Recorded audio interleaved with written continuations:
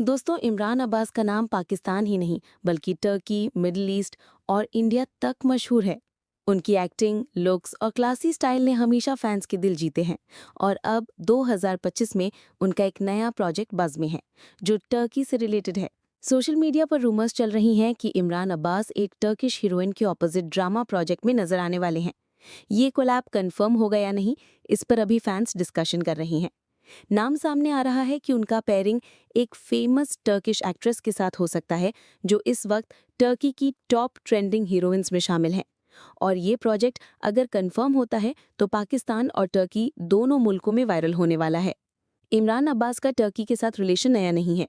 उन्हें हम Turkish award shows, film festivals और टर्किश सेलिब्रिटीज के साथ मल्टीपल इवेंट्स में देख चुके हैं। आपको याद होगा कि एसरा बिल्गिच के साथ भी उनके कोलैब की न्यूज़ ने फैंस को क्रेजी कर दिया था।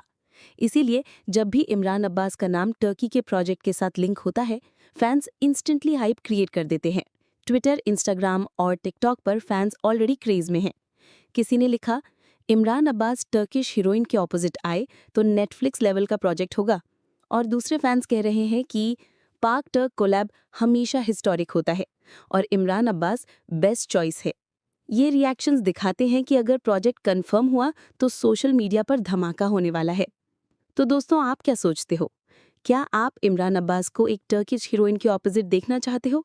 अपनी राय कमेंट्स में ज़रूर शेयर करो।